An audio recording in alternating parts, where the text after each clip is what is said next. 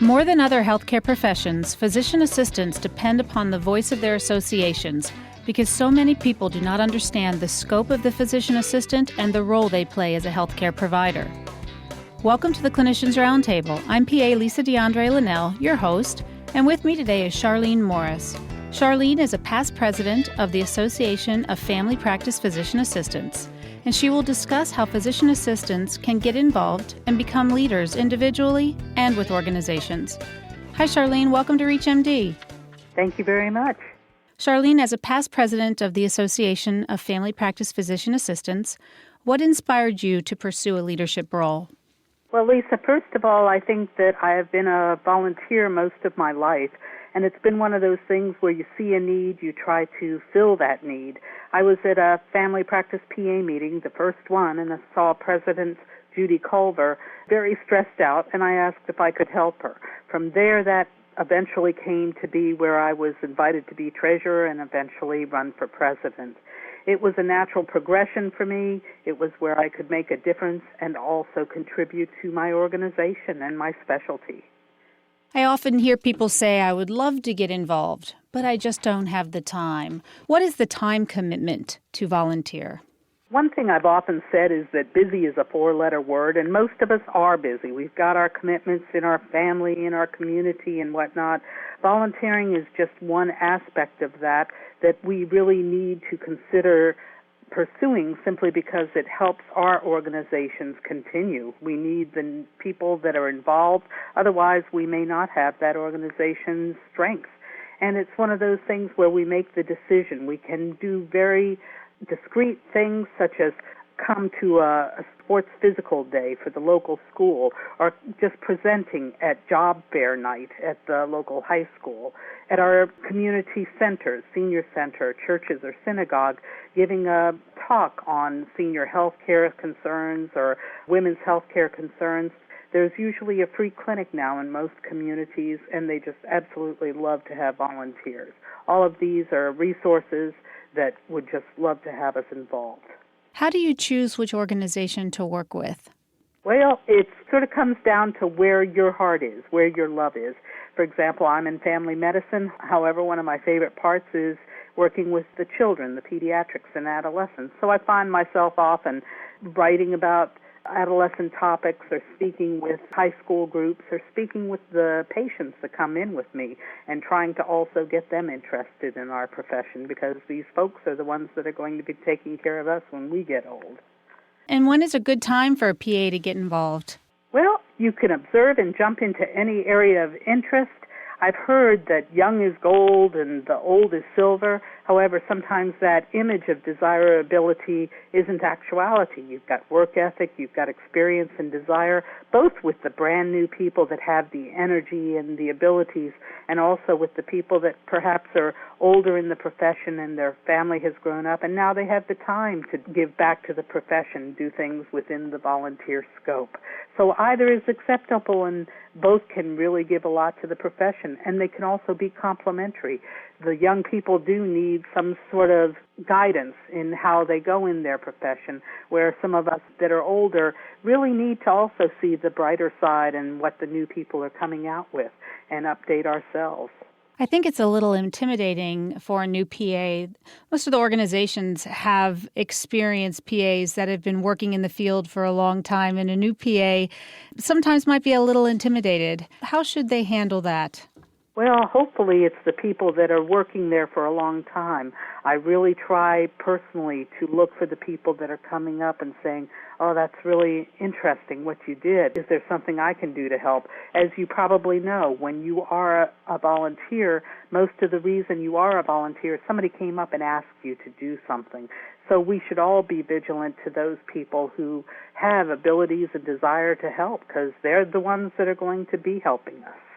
We need to identify them. So let's talk about skill sets that might fit better for some PAs and organizations. Are there certain skill sets that people possess that might be a better fit for a national organization such as the AAPA or the NCCPA, or maybe they do better volunteering locally? How can they streamline their thought process to help them make a decision about where to start? Well, the old adage that you can't have it all is not necessarily true. When you talk about the NCCPA, they're currently looking for people to write questions for our national exam.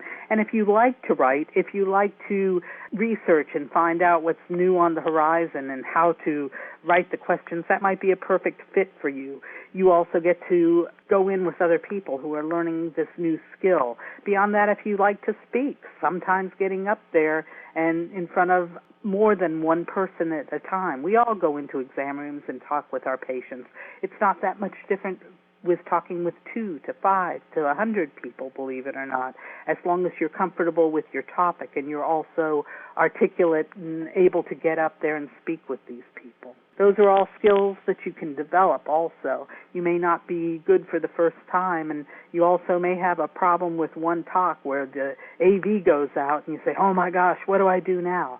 There's always someone there to help you out, though, and it's just going on and doing it again until you're very comfortable.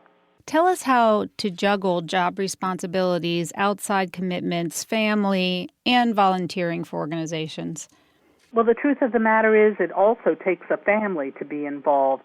There was a meeting at AAPA a couple of years ago that I took my family, and before long my daughter was helping to go get T-shirts with my husband while other people manned the booth at the exhibit hall. My son was covering the surgical PA group while they had to take a long-awaited break.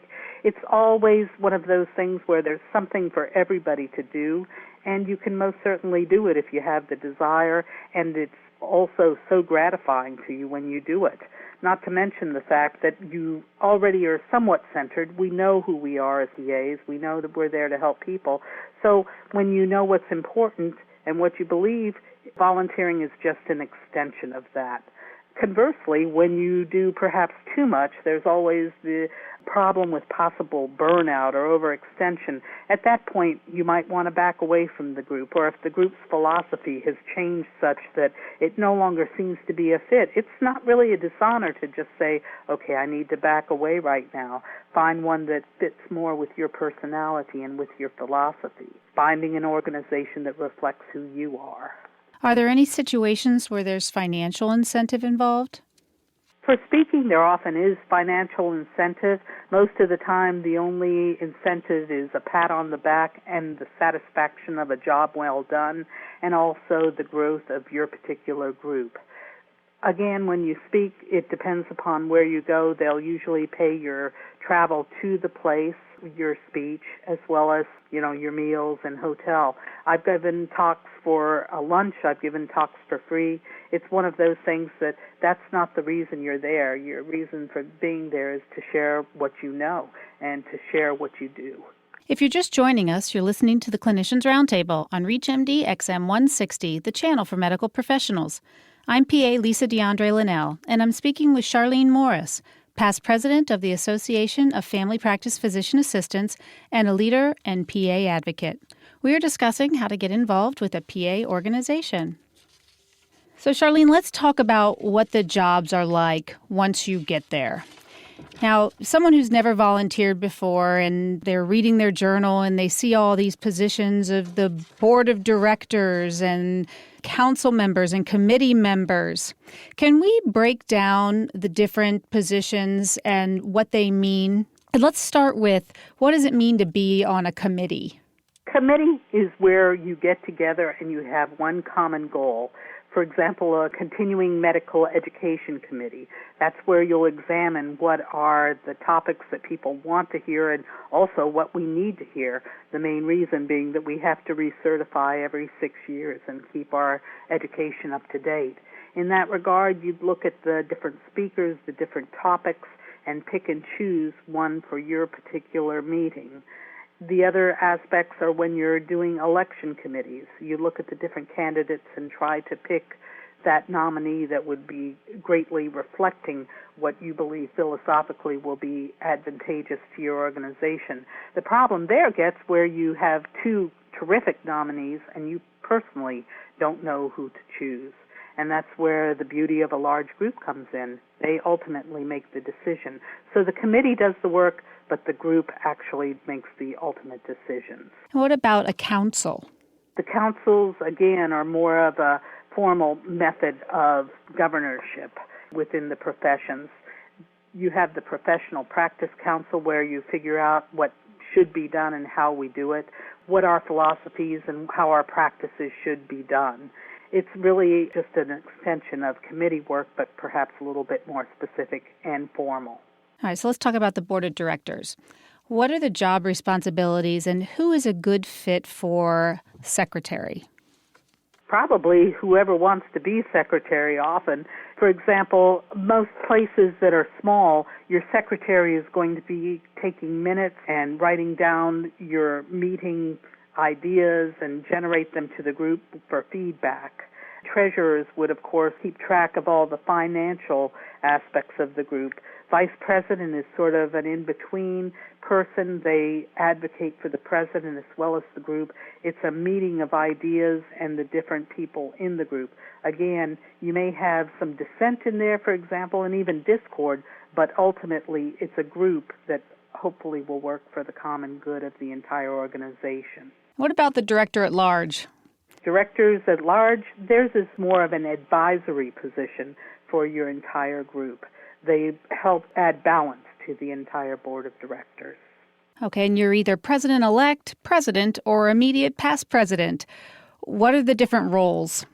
When you're president-elect, the ideal is to be watching what the president does, to find out in what direction your organization is going. As a president, although it sounds like, oh boy, I'm the boss man now, it's really more of the ultimate servant because you're the one that facilitates what your group will do for your organization. Past presidents in the AAPA model are the chairman of the board, who also is somewhat of an emeritus position, oversees what is done, what has been done, and guides what may need to be done in the future. They're all integral to what the organization is doing, and again, sort of a check and balance system of the hierarchy in the board of directors. There's also a philosophy of whether you have a closed board of directors meeting or open meeting. I think that it's really important to have an open meeting for that aforementioned interested person to come in and say, oh man, I could really do that. I could really be involved with this group and make a difference. Further, the closed meetings are where you get into more sensitive material. For example, if there is a problem and you want to work through it as a closed group and perhaps even invite an outside facilitator to help you work through that. AAPA has a good resource for that. There's all sorts of organizations that also aid growing organizations for ways of devising future plans and ways to grow. If I'm interested in a position that I need to be nominated for, is it best for me to ask someone to nominate me or nominate myself, or does it make a difference? In AAPA, you can either self-nominate or be nominated. The nomination committee looks at those who have worked within the organization on various committees, although those interested who have been also involved in some capacity can self-nominate. There's perhaps a little bit of difference between the two, but ultimately, again, the decision is the members when they get to voting time. Well, the PA profession needs all PAs to be involved to keep our profession moving forward.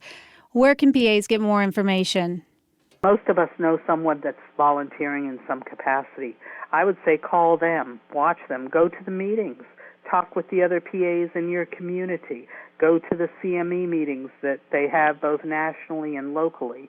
Beyond that, there's always books and I'm sure CDs on how to volunteer. The main thing is to realize that if we don't replace ourselves, we're not going to be able to continue.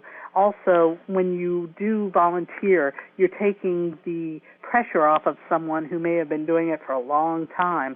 I knew one young woman who was doing the CME program at the University of Kentucky for year after year after year.